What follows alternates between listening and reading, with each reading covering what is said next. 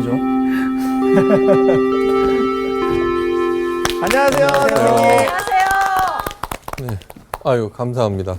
잘 지내셨죠? 네. 자, 오늘은 고난학교라는 제목으로 하나님의 마음으로 한번 읽어보겠습니다. 네. 해당되는 본문 말씀은 신명기 8장 1절에서 10절 말씀까지 읽겠습니다. 우리 반장부터 읽어주세요. 네. 내가 오늘 명하는 모든 명령을 너희는 지켜 행하라. 그리하면 너희가 살고 번성하고 여호와께서 너희의 조상들에게 맹세하신 땅에 들어가서 그것을 차지하리라. 내 하나님 여호와께서 이 40년 동안에 내게 광야 길을 걷게 하신 것을 기억하라. 이는 너를 낮추시며 너를 시험하사 내 마음이 어떠한지 그 명령을 지키는지 지키지 않는지 알려 하심이라. 너를 낮추시며 너를 줄이게 하시며 또 너도 알지 못하며 내 조상들도 알지 못하던 만나를 내게 먹이신 것은 사람이 떡으로만 사는 것이 아니요 여호와의 입에서 나오는 모든 말씀으로 사는 줄을 내가 알게 하려 하심이니라. 이 40년 동안에 내 의복이 헤어지지 아니하였고 내 발이 부르트지 아니하였느니라. 너는 사람이 그 아들을 징계함 같이 내 하나님 여호와께서 너를 징계하시는 줄 마음에 생각하고 내 하나님 여호와의 명령을 지켜 그의 길을 따라가며 그를 경외할지니라. 내 하나님 여호와께서 너를 아름다운 땅에 이르게 하시나니 그곳은 골짜기든지 산지든지 시내와 분천과 샘이 흐르고 밀과 보리의 소산지요 포도와 무화과와 석류와 감람나무와 꿀의 소산지라. 내가 먹을 것에 모자람이 없고 내게 아무 부족함이 없는 땅이며 그 땅의 돌은 철이요 산에서는 동을 캘 것이라. 내가 먹어서 배부르고 내 하나님 여호와께서 옥토를 내게 주셨으므로 말미암아 그를 찬송하리라. 네, 감사합니다. 오늘 수업 신명기 10강 고난학교. 여러분, 너무나 유명한 배 타이타닉. 네, 타이타닉은 당시에 만들어진 가장 큰 배였어요. 그게 너무너무 웅장하고 그렇기 때문에 사람들은요, 그 배에 별명을 하나 붙여줬어요. 타이타닉. 뭐라고 붙였을까요? 뭐 괴물 뭐 이런 거 아니었을까요? 아니요. 좋은 말이었겠죠. 아니요. 아니에요? 하나님조차도 침몰시킬 수 없는 배. 대박. 야, 근데 좀 이름이 엄청나죠. 교만했다. 네. 되게 교만하다. 네. 와, 그런데 바벨이다, 바벨. 그 배는 처음 항해이자 네. 마지막 항해가 되어버렸어요. 그랬구나. 네. 그런데 왜 그런 일이 생겼느냐? 잘 아는 대로 빙산에 충돌했죠, 네. 그죠? 네. 네. 선장이 있잖아요. 그 배의 선장이 그동안에 하면서 치명적인 실패가 한 번 있었어요. 그게 선장으로서의 흠이 가는. 그렇기 때문에 그 배를 통해서 자기의 명예를 회복시키려고 했어요. 그래서는 배를 최고 속력으로 계속 몰게 했어요. 그러면서 배를 최고 속력으로 몰아라. 그래서 지금까지의 기록을 깨버리고 최고의 영광을 차지하자. 네. 그러자 갑자기 나타난 그 빙산을 갖다가 아이고. 피할 시간을 벌지 예. 못하고 충돌하고 가라앉아 버렸어요. 자, 그러면은 이것은 교만에 대한 하나님의 벌이라고 생각할 수 있죠. 그죠? 네. 하나님조차도 침몰시킬 수 없는 배를 하나님께서 침몰시킨 게 되잖아요. 근데 저는 나이가 점점 들어가면서 드는 생각이 하나 있어요. 그건 뭐냐 그러면은 하나님께서 우리가 잘못하면은 반드시 벌을 주신다는 생각이에요. 예, 그 생각을 버려야 된다는 거예요. 버려야 된다. 근데 의외로 많은 사람들이 있죠. 의외로 많은 사람들이 우리가 잘못하는 하나님께서 반드시 벌을 주신다는 그런 생각에 빠져 있어요. 네. 그것은 부모들의 책임이 아닐까 하는 그런 생각이 들어요. 특별히 종교에 관해서 어린 시절 그죠? 뭐 얼마나 교회 안 가면 혼나 그죠? 뭐 저기 헌금은 꼭 바쳐야 돼 여러 가지 계율들에 대해서 엄하게 가르쳤죠. 예. 그렇게 하는데 사실은 그것은 굉장히 잘못된 생각이다라고 하는 것을 사도 바울이 얘기했어요. 사도 바울은 철저한 히브리인이죠, 그죠? 예, 너무너무 그렇기 때문에 초대 교인들이 그렇게 하는 것을 보고 반드시 척결해야 할 대상으로 알고 자기가 그 징벌에 선봉에 섰죠. 네. 그런 사람이 갑자기 부활하신 예수님을 만나면서 변화되는데 이런 얘기를 해요. 로마서 11장 12절 한번 찾아보세요. 22절요. 다시요. 로마서 11장 22절 한번 찾아보세요. 네. 찾았죠? 한번 네. 읽겠어요. 그러므로 하나님의 인자하심과 준엄하심을 보라. 넘어지는 자들에게는 준엄하심이 있으니 너희가 만일 하나님의 인자하심에 머물러 있으면 그 인자가 너희에게 있으리라. 그렇지 않으면 너도 찍히는 바 되리라. 하나님한테는 인자하심과 엄격하심이 있다는 거예요. 네. 잘못하면 우리는 벌 받을 거야 라고 생각하면은 준엄하심에 물 얘기하는 거죠. 그죠? 그런데 오늘 이 사도 바울이 평생 동안 그 부활하신 예수님 만나기 전까지는 준엄함에 입각해 있는 거예요. 그런데 여기서 뭐라 그래요? 넘어지는 자에게는 준엄하심이 있다라고 되어 있어요. 그러니까 만약에 내가 잘못하면은 하나님께서 벌 주신다는 그 생각에 사로잡히면 어떻게 돼요? 넘어진다는 거예요. 그러면서 찍히는 바 되리라. 예, 너 찍혔어 하나님한테. 그러니까 그런 생각이 잘못됐다는 것을 지적하고 있어요. 그러니까 엄청난 깨달음이라고 하는 거예요. 네. 하나님의 징벌에 관한 이야기는 주로 구약에 많이 기록되어 있어요. 예.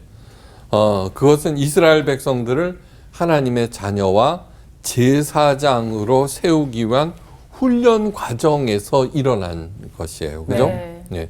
그런데 다시 말해서 이스라엘이 아직 어릴 때 가르치는 그러한 내용들이 기록된 것이 구약이죠. 그러니까 벌은 어릴 때 받는 것이지 어른이 되면은 스스로 알아서 해야 하는 것이 옳아요. 그렇죠. 그런데 어른이 되었음에도 불구하고 이렇게 하다가는 하나님으로부터 또 벌을 받을지 몰라라는 생각에 조심조심 벌벌 떨면서 살아가는 사람들이 너무너무 많아요. 잘 믿는 사람들일수록 그런 경향이 굉장히 많다는 거예요. 네. 이러한 태도는 하나님에게도 또 내 자신에게도 모두 다 손해가 된다는 것을 알아야 돼요. 예. 그것을 예수님께서 달란트 비유를 통해서 잘 가르쳐 주고 계세요. 그죠? 한 달란트 받은 사람은 어떻게 돼요? 땅에 묻어놔요. 왜요? 하나님한테 혼날까봐. 예. 그러면서 너 왜 이렇게 해놨니? 이자라도 받지. 그랬더니 하나님 주인은 굳은 사람이다. 엄격한 사람이다. 그래서 내가 이것을 해서 잃어버리면은 당신한테 벌을 받을까 두려워해서다라고 대답하고 있죠. 그죠? 네. 교인들에게 하나님의 징계를 강조하면서 교인들로 하여금 교회 주변에 맴돌게 하는 그런 결과를 초래한다는 얘기예요. 5달란트 받은 사람에게 주인은 어떤 일을 하라고 지정해 주지 않으셨어요. 그냥 나눠만 주고 간 거예요. 그죠? 예. 이 얘기는 뭐냐 그러면 자신의 재능을 마음껏 살려서 열심히 살기를 원하셨기 때문이에요. 네. 자, 저는 재능에 대해서 이렇게 생각해요. 재능이 곧 하나님께서 내게 구체적으로 어떻게 살아야 한다는 것을 가르쳐주는 아주 중요한 메시지다. 네. 그러니까 다시 말해서 재능이라고 하는 것은 마음껏 발휘해서 이 땅에서 잘 살고 다른 사람에게 유익을 주거라 하는 그러한 하나님의 뜻을 담고 각자에게 주신 것이에요. 그러니까 징계에 초점을 맞추어서 전전긍긍하는 소극적인 삶보다는 하나님의 영광을 위한 하나님께서 기뻐하시는 일을 창출하는 적극적인 삶으로의 전환을 하라는 거예요. 네. 하나님께서 싫어하시는 일에 대해서 우리들은 이미 잘 알고 있어요. 네. 그 일을 행할 때 하나님께서 징계하신다고 생각하지 말고 하나님께서 싫어하는 일을 할 때는 하나님께서 혼내시는 것이 아니라 자멸한다라고 한번 생각해 보시기 바라요. 그러니까 선악을 알게 하는 나무의 실과를 따먹었잖아요. 네. 네. 그러고 나서 하나님께서 내리시는 벌들이 있어요. 네. 그거는 뭐냐 그러면 너 그거 잘못했지. 너는 그렇게 혼나야 돼라고 하는 것이 아니라 그렇게 하나님을 인정하지 아니하고 그냥 내 주관대로 살아갈 때 당연하게 나오는 결과들이라고 하는 것을 잊어서는 안 돼요. 참, 우리 하나님 아버지는 징계보다는 격려를 하시는 분이고 우리가 빗나갈 때는 참고 기다리시며 슬퍼하시는 그런 분이에요. 하나님의 징계에 초점을 맞추다 보면은 하나님의 슬픈 침묵을 묵인으로 착각하는 잘못을 범하게 돼요. 이게 무슨 얘기예요? 내가 잘못했는데도 멀쩡해. 네. 아니구나. 네, 이렇게 돼버리고 그래서 하나님의 하나님됨을 인정하지 않게 된다는 그것이에요. 교만의 결과는 자멸이에요. 자, 타이타닉 호가 왜 그렇게 됐어요? 이 배는 어떠한 경우에도 침몰하지 않아 라고 하는 자만 때문에 그렇게 행하다가 자멸을 한 것이지 너는 하나님을 갖다가 무시했어. 그러니까 에라 깔아 앉아라. 충돌해서 사고나 나라. 그렇게 한 것이 아니다라고 하는 거예요. 네. 이 생각은 굉장히 중요하다는 것을 잊어서는 안 돼요. 네. 그러므로 하나님의 인자하심에 포커스를 맞추고 하나님의 마음을 읽어내야 돼요. 다시 말해서 뭐냐 그러면 엄격한 그러한 얘기들이 나오더라도 그 처사가 나오더라도 사랑의 하나님이라는 분이 왜 이렇게 말씀하시고 이렇게 처단하셨는가를 생각을 하셔야 돼요. 이 얘기는 뭐냐 그러면은 그렇게 하다가는 그런 결과를 맞게 된다는 것을 보여주신다는 것을 마음에 새기셔야 돼요. 네. 성경에는 죄와 관련된 단어와 기록이 1100개가 있는데 가장 많이 언급된 것은 음욕과 같은 더러움이며 두 번째가 교만이에요. 네. 전에는 그런 말이 있는지조차 몰랐다가 부쩍 자주 듣게 되는 말, 예, 나중에 알았는데 승자의 저주라는 말이 있죠. 승자의 저주. 예. 승자의 저주라는 말 못 들어봤어요? 저는 처음 처음 듣는데. 들은 것 같아요. 오, 그래요? 승자의 네. 축복은 들어봤는데. 그래요. 네. 승자의 저주라고 하는 것은 뭐냐 그러면은 네. 이긴 사람은 자신의 방법이 최고인 줄 알고 계속 그렇게 나가는 거예요. 네. 그러다가 결정적인 패배를 당하게 돼요. 내가 이겼으니까 다음에도 그렇게 하면은 이길 수 있다라고 생각하고서는 그러니까 무조건 이길 거라고 그냥 생각하는 그렇죠. 그것이 승자의 저주예요. 네. 네.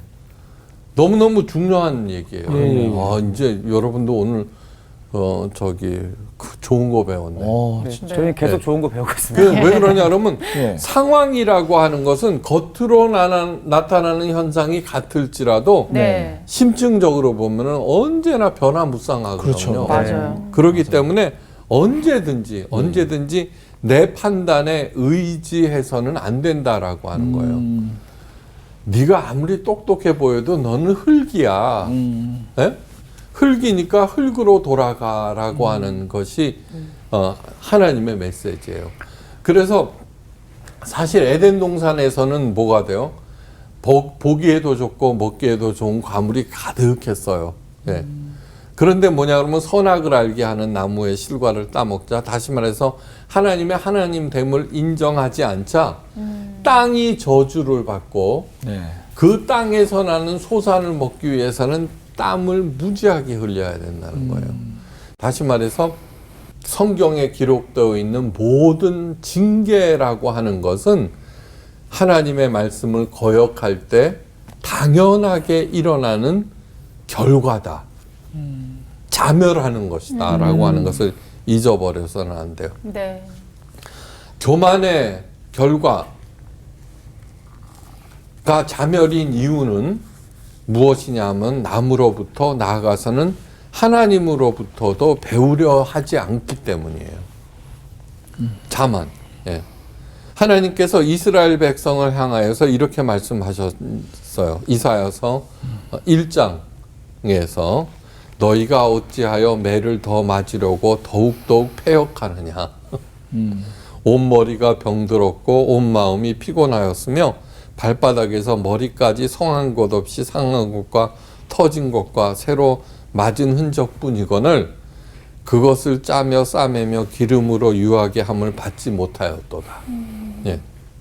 그러니까 이스라엘 백성이 갈 때까지 간 거예요. 그동안에 수많은 선지자들과 가르침을 통해서 돌아올 것을 명했지만 돌아오지 않았다는 거예요. 스카백 박사, 제가 자주 인용하죠. 인간의 최대 실패 원인 두 가지를 꼽고 있어요. 실패 원인 두 가지가 뭘까요? 왠지 그 안에 교만이 하나 들어갈 것 같긴 해요. 그렇죠. 왜 교만해질까? 당연히 성공할 거라고 생각을 해서. 그 두 가지 실패 원인은 영적 무지와 게으름. 꼽고 있어. 영적 무지와 게으름. 예. 이 영적 무지의 대표 주자가 바로 교만이에요. 아하. 교만할 때 뭐예요? 하나님으로부터 다른 사람으로부터 배우려고 하지 않는 것이 교만이죠. 그죠? 네. 네. 그러니까 그런 데다가 뭐냐 그러면은 게으르기까지 개선하고 싶은 생각이 없는 거예요. 네. 하나님께서는 교만한 이스라엘 백성들을 징계로 가르치시며 그들을 다시 싸매 주어서 생명으로 인도하시는데 그럼에도 불구하고 이스라엘 백성들은 한사코 거절하며 왜요? 자기가 옳다는 거예요. 이게 바리새인들이 자기가 옳다는 거예요. 예수님, 그 하나님의 아들 예수님을 알아보지도 못하고 그 예수님을 십자가에 달아버리는 이유가 교만인 거예요. 네. 그 교만으로부터 예수님께서 입에 담지 못할 험한 말씀으로 바리새인들을 갖다가 책망하셨죠. 질타하시고. 그러니까 그 얘기는 뭐냐면 교만할 때 바리새인에게서 나오는 그 모든 것들이 드러나게 돼 있다는 거예요. 네. 그러니까 잘난 척하지 마시기 바래요. 네, 맞습니다. 그러면서 패망의 길을 고집부리면서 가게 되는 거 끝까지. 네. 교만의 특징은 혼자 있을 때는 절대로 찾아오지 않는다는 거예요. 교만의 특징. 혼자 있으면 교만해요? 너무 웃긴 상황인데 혼자서 교만한 것도 되게 웃기다 진짜. 네. 교만의 덫에 빠진 사람들은 내 자신의 강함을 다른 이의 약함과 비교하면서 쾌감을 느껴요. 네. 그래서 남들과 끊임없이 비교하며 시간을 보내게 되는 것이죠. 야, 사탄이 얼마나 간교한지 한번 말해요. 그것을 먹는 날에는 하나님같이 되어라고 얘기하고 있어요. 하나님과 비교시키는 거예요. 아니, 언감생심, 그죠? 네. 그런데 저거만 먹는 날에는, 예. 그러니까 거기에 말려 들어가는 거죠. 자, C.S. 루이스가 이런 말을 하였어요. 교만한 사람들은 언제나 자신보다 낮은 사람을 찾느라 위에 계신 하나님을 보지 못한다. 굉장히 중요한 얘기예요. 교만의 올무에 걸린 사람들은 자신보다 나은 사람들의 흠집을 내게 열을 올리고 자신의 장점만을 부각하는 데 열중하느라 하나님께서 개입할 틈이 없는 거예요. 네. 또한 뭐냐면 교만한 사람은 자신보다 강한 사람을 어떻게 해서든지 파괴하려고 그러죠. 네. 그러니까 그 사망의 선봉은 뭐예요? 교만인 거죠. 예. 네. 멸망의 선봉. 네. 교만은 놔두면 자기도 모르는 사이가 끝도 없이 자라나요. 그래서 교만은 매일 깎아주는 수영과 같은 것이다. 네. 언제나 경계해야 된다는 거예요. 성 어거스틴 제자가 스승님에게 물었어요. 기독교인들의 첫 번째 덕목은 무엇일까요? 겸손. 네, 맞아요. 두 번째는 무엇일까요? 겸손. 세 번째는 무엇일까요? 겸손. 예, 맞아요. 오, 그렇구나. 그러니까 최고의 덕목을 겸손이라고 하는 데는 무엇이냐 하면은 계속 배워야 하기 때문이에요. 계속 누구로부터? 하나님으로부터. 네. 네. 그래서 그 사람은 언제나 그리스도의 장성한 분량에 이르기까지 겸손하면은 계속 성장하고 계속 성숙해지는 거예요. 예. 이 겸손을 가르치는 학교가 하나 있는데 바로 고난학교예요. 고난학교. 참. 이 학교에 입학하면 그동안 내가 자라가던 능력이 얼마나 무력한 것인지 금방 깨닫게 돼요. 예. 자신의 한계를 발견하게 돼요. 예. 그런데 교만한 사람들은 자신의 무능을 절대로 보고 싶어 하지 않아요. 네. 보인다 그래도 인정하지 않아요. 네. 그래서 얼른 그 고난 학교를 그만둬 버려요. 자퇴해 버려요. 그 결과 영원히 겸손을 배우지 못하면서 미성숙한 모습으로 살다가 사라져 버려요. 모세는 다음과 같이 얘기하고 있어요. 내 하나님 여호와께서 이 40년 동안에 너로 광야의 길을 걷게 하신 것을 기억하라. 왜 광야냐? 예. 광야의 길을 가게 하신 것 제일 첫 번째 목적은 너를 낮추시며 네. 겸손. 네. 두 번째는 너를 시험하사 테스트. 가서 시험 쳐요, 그죠? 학교에서 시험 치는 이유가 뭐예요? 내가 뭘 알고 있으며 뭐를 모르고 있는지, 내 장점은 무엇이고 내 약점은 무엇인지 알게 하는 거예요. 내 마음이 어떠한지 그 명령을 지키는지 아니 지키는지 알려 하심이라. 하나님은 알고 계시죠? 내 스스로 내 마음이 어떠하지? 하나님의 명령을 지키는지 안 지키는지 스스로 깨달아 알게 한다는 거예요. 하나님께서는 이스라엘 백성을 그래서 광야로 부르셨고 40년 동안 가르치셨는데 그 광야가 바로 고난 학교예요. 네. 세상을 뭐라 그래요? 광야와 같은 세상이라 그러죠, 그죠? 네. 그러니까 지금 우리들은 뭐예요? 고난 학교에 입학해서 살고 있는 거예요. 재학생이네 지금. 네, 재학생이에요. 맞아, 네. 맞아, 맞아. 잘 아시죠? 하나님께서 광야를 택하신 이유가 뭐냐 그러면은 자진퇴학을 하지 못하게 하기 위해서요. 네. 자퇴가 안 자퇴도 안 되네. 돼요. 네. 자진퇴학하여서 무리 중에서 떨어져 나가면 죽기 때문이에요. 아. 네? 한낮은 영상 40~50도를 오르내리고 밤에는 영하로 기온이 뚝 떨어져서 그리고 먹을 음식이나 물을 구할 수 없는 것이 광야예요. 그죠? 네. 그러니까 어떻게 쓰든지 붙어 있어야 돼요. 네. 광야는 자신의 재능이나 열심히 무력해지는 곳이에요. 아. 네. 그렇죠. 열심히 씨를 뿌리고 가꾼다고 해서 광야에서 열매를 맺지 못해요. 그래서 하나님의 은혜로만 살아가는 곳이 광야예요. 그래서 지성소와 광야는 뭐? 동의어라고. 엄청나요. 지성소. 대제사장만이 대속죄일날 딱 한번 벌벌 떨면서 들어가는 것이 지성소, 지극히 거룩한 곳. 그런데 광야는 누구나 다 들어갈 수가 있죠. 네.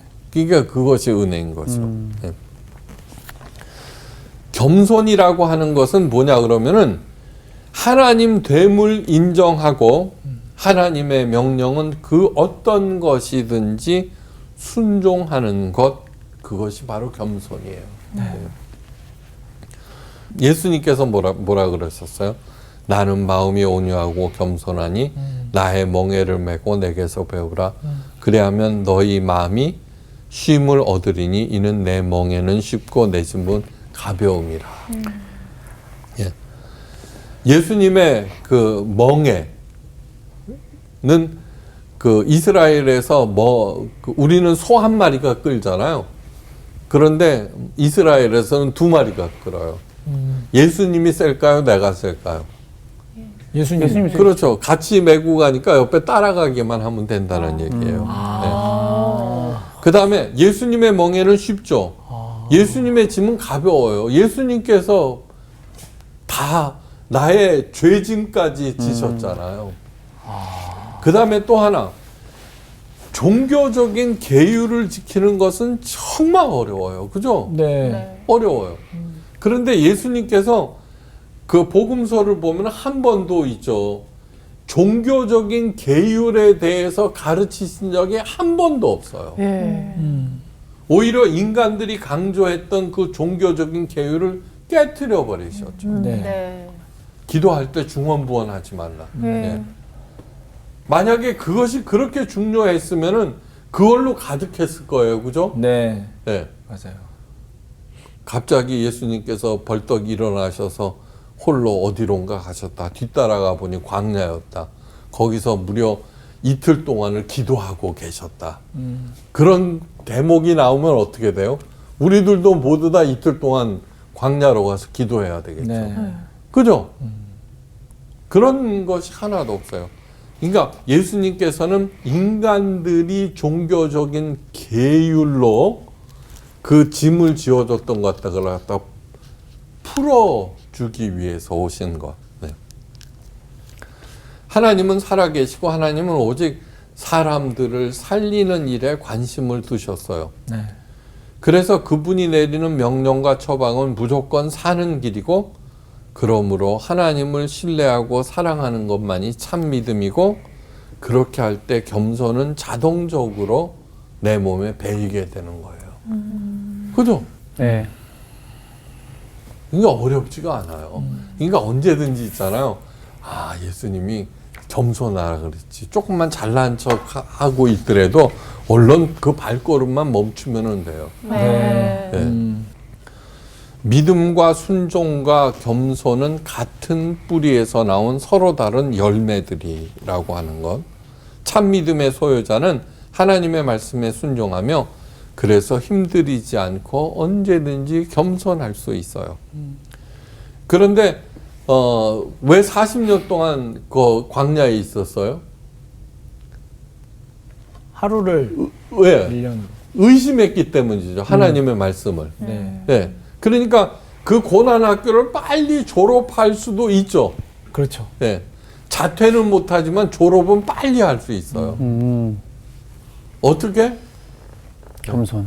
하나님의 말씀에 순종하고 그분의 약속을 믿을 때, 네. 네. 그러니까 모든 것들을 하나님의 처사로 받아들일 때 네. 나는 이미 고난학교를 졸업한 거예요. 조기 졸업할 수 있겠다. 아, 그럼요. 그래서 그 고난학교를 졸업하면 뭐예요? 젖과 꿀이 흐르는 가나안 땅에 들어가게 된다는 거예요. 네. 천국에. 그러니까 하나님을 진심으로 사랑하고 그렇게 살아갈 때에는 네. 예, 별로 세상 그 답답할 것도 안타까울 것도 초조할 것도 없어요. 예. 생각하면 모두 다 하나님의 은혜예요. 네. 네. 그렇게 되면 그만큼 빨리 졸업하게 되고 나는 점점 그만큼 예수님의 장성한 분량에 이르기까지 자라나 있는 거예요. 너를 낮추시며 너로 줄이게 하시며 또 너도 알지 못하며 내 열조도 알지 못하던 만나를 내게 먹이신 것은 사람은 떡으로만 사는 것이 아니요 여호와의 입에서 나오는 모든 말씀으로 사는 줄 너로 알게 하심이라. 이거는 예수님께서 그 사탄의 첫 번째 시험에서 직접 인용하신 말씀이라는 거 잘 아시죠, 그죠? 예, 자, 사람은 떡으로만 사는 것이 아니요 여호와의 입에서 나오는 모든 말씀으로 사는 줄 너로 알게 하려 하심이니라. 이 말씀에는 무슨 깊은 뜻이 있냐면은 겸손 자체가 목표가 아니다라는 뜻이 있어요. 네. 예, 겸손 자체가 목표가 아니면 어떻게 돼요? 목표이면 어떻게 돼요? 어디서나 그 겸손을 자꾸 가장하게 되고 포장하게 되고, 그죠? 그렇죠. 그렇게 되는 것이죠. 네. 예. 겸손을 통해서 사람은 떡으로만 사는 것이 아니라 하나님의 말씀으로 산다는 것을 겸손을 통해서 배우게 된다는 거예요. 네. 겸손하지 않으면은 사람이 떡으로만 살지 무슨 하나님의 말씀에 밥 먹여줘 이럴 거 아니에요, 그죠? 예? 네. 그러니까 겸손하니까 그 말씀을 일단 받아들이는 거예요. 아. 네, 받아들이는 거예요. 그래서 그 말씀대로 살아가다 보면은 어떤 결과가 나와요? 아, 그냥 음식만 생기는 게 아니구나. 네? 그게 아샤 아니에요, 준행. 네. 하나님의 말씀이 진짜 가장 중요하다라고 하는 것을 살 길이다라고 하는 것을 믿고 어떻든 그 말씀을 준행을 해요. 네. 준행이 뭐라고요? 행동이 먼저. 그렇죠. 네. 듣고 행동하다가 아니라 행동하고 듣는 것이 아샤라고 그랬죠. 네. 그것을 점점 체득하게 될 때 뭐냐 그러면 예수님께서 왜 그렇게 말씀하셨는지 알게 되었다라는 것이죠. 네. 이 얘기는 우리가 잘 아는 대로 그 예수님께서 40일 동안 금식하신 후에 이 얘기는 뭐예요? 예수님께서 40일 동안 고난학교에 들어가셨다는 뜻이에요. 예수님도. 네. 그러니까 젓갈 뿌리르는 가나안 땅을 정탐을 며칠 동안 했다고요? 40일 동안 했잖아요. 그거 실패해서 곱하기 1년씩 하고 40년 있었잖아요. 그러니까 예수님은 당연히 40일 동안 그 정탐하셨다 그러면은 여호수아와 갈렙처럼 생각하셨겠죠. 그러니까 40일 동안 고난학교를 졸업하고서 테스트를 딱 받았는데 어떻게 됐어요? 통과하셨다는 얘기죠. 네. 라벨의 훌륭한 책 사랑이 이긴다에서 잘 들어보세요. 복음은 우리가 해석하는 우리의 이야기에 하나님께서 해석하시는 우리의 이야기를 들이댄다. 너무 어려운 말 같죠? 네. 자, 이런 얘기예요. 하나님께서 해석하시는 우리의 이야기를 들이댄다라고 하는 거. 야, 세상을 살기 위해서는 떡이 필요해. 그것은 우리가 해석하는 우리의 이야기예요. 그죠? 네. 그렇죠. 뭐니 해도 돈이야. 머니야. 그거는 우리가 해석하는 우리의 얘기예요. 네. 여기에 복음이라고 하는 것은 아니다. 돈은 만몬이다. 사람은 두 주인을 섬기지 못한다. 라고 하는 것은 하나님께서 해석하시는 우리의 이야기라고 하는 거예요. 예. 네. 종교 이야기는 뭐냐 하면은 종교 이야기는 하나님, 신이 해석하는 신의 이야기를 들이대는 거예요. 종교는. 네. 네. 예. 잘 들으셔야 돼요. 그런데 복음은 하나님께서 해석하시는 우리의 이야기는 거야. 그 얘기를 다른 말로 얘기하면은 예수님의 영성은 종교에 뿌리박은 영성이 아니라 현실에 뿌리박은 영성이다라는 뜻이에요. 네. 네. 뭐니 뭐니 해도 뭐니가 최고야. 그거는 우리가 해석한 우리의 이야기죠. 그죠? 네, 네. 거기에 아니다. 돈은 만문이라는 신이다. 그런데 두 주인을 한꺼번에 섬기지 못한단다. 이 세상에서는. 그러니까 반드시 하나를 선택해야 한다. 네. 무슨 뜻인지 마음에 와닿죠. 네. 이 세상은 누가 만드셨어요? 하나님. 하나님, 누가 운행하고 계세요? 하나님. 그냥 저기 뭐 영혼 없이 대답하는 거예요. 하나님. 자, 그러므로 당연히 하나님의 이야기를 들을 때 네. 하나님께서 하나님과 동행하는 것이 되는 것이죠. 그죠? 네. 탕자 이야기 우리가 모두 다 잘 알아요. 그죠? 아버지의 재산을 탕진하고 몰락한 둘째 아들이 자신에 대해서 이렇게 생각해요.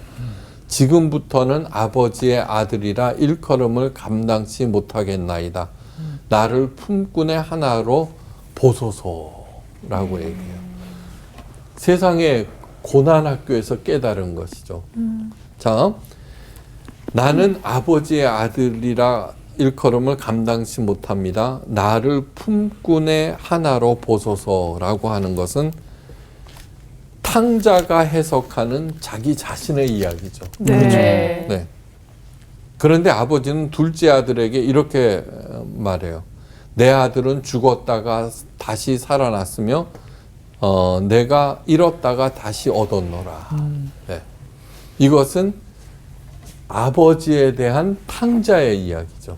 그렇죠. 복음이라는 거예요. 그러면 복음은 어떻게 해야 돼요? 거부해야 돼요? 받아야 돼요? 받아야죠. 받아야 돼. 받아야죠. 그 복음을 받는 순간 어떻게 돼요? 아들이 되는 거 아니야? 하나님의 아들. 성경이 그런 거예요. 이 돈 들어요? 그러니까 은혜라고 하는 거예요. 네. 그러니까 너는 하나님처럼 된다는 이야기에 얼마나 속고 살았는지 한번 깊이 생각해 보셔야 돼요. 날이 갈수록 있잖아요. 하나님의 이야기를 께서 하시는 우리들의 이야기를 그냥 받아들이면은 얼마나 편해지는지 몰라요. 둘째 아들이 환대받는 것에 대해서 불만인 큰 아들이 이렇게 말해요. 내가 여러 해 아버지를 섬겨 명을 어김이 없었거늘 내게는 염소 새끼라도 주어 나와 내 벗으로 즐기게 하신 일이 없느냐. 이 얘기는 뭐예요? 큰 아들이 해석하는 자기 이야기예요. 그렇죠. 그때 아버지가 이렇게 얘기해요. 예, 너는 항상 나와 함께 있으니 내 것이 다 내 것이로다. 하나님께서 말씀하시는 큰 아들의 이야기인 거예요. 어떤 거를 받아들이시겠어요? 아버지가 얘기하는 자기의 얘기를 받아들이는 게 복음이라 그랬죠. 네. 그래서 복음이 구원을 이르게 하는 거예요. 그걸 왜 마다해요? 그죠? 사람들은 모든 것이 부족한 광야에 들어가면 억울해하고 싫어해요. 한사코 빠져나오려 하고 그렇게 못하면 자신의 인생은 실패라고 생각을 해요. 이것은 인간 스스로의 해석이에요. 하나님은 광야야말로 하나님의 은혜를 오롯이 받는 하나님의 은혜와 보호와 인도 없이는 한순간도 살 수 없는 것. 그래서 내 힘을 모두 내려놓고 겸손해지는 것. 하나님만을 의지하고 마침내는 하나님을 사랑하게 되는 유일한 장소라고 말씀하세요. 네. 이것이 우리 자신을 예수님보다 사랑하시는 하나님 아버지의 광야에 대한 생각이에요. 네. 그러니까 어려운 일이 생겼어요. 뭐예요? 하나님을 만나는 때. 우리들은 예수님처럼 생각하고 행동하고 살아가면은 고난 학교는 일찍 졸업하게 되고 에덴 동산에서 살게 되는 거예요. 네. 하나님의 큰 사랑 안에서 예, 주시는 은혜를 누리고 베푸시면서 행복하게 잘 사시기를 바라면서 오늘 강의를 마치겠습니다. 감사합니다. 감사합니다.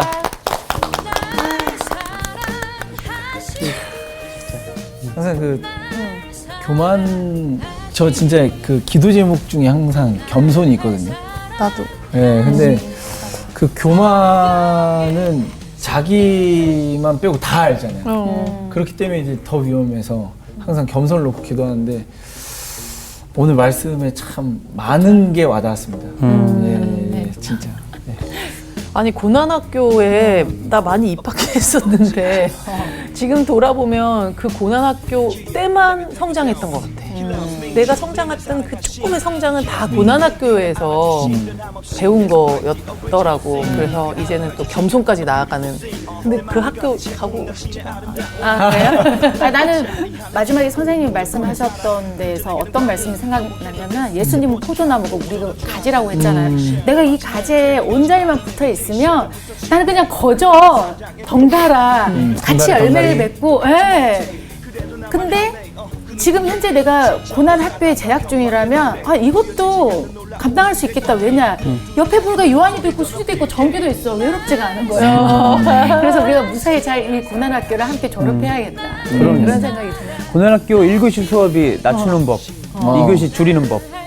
이거를 딱 경험하면 3교시 이 만나 점심시간이 엄청 맛있을 거예요. 예. 아, 우리 갑시다. 갑시다.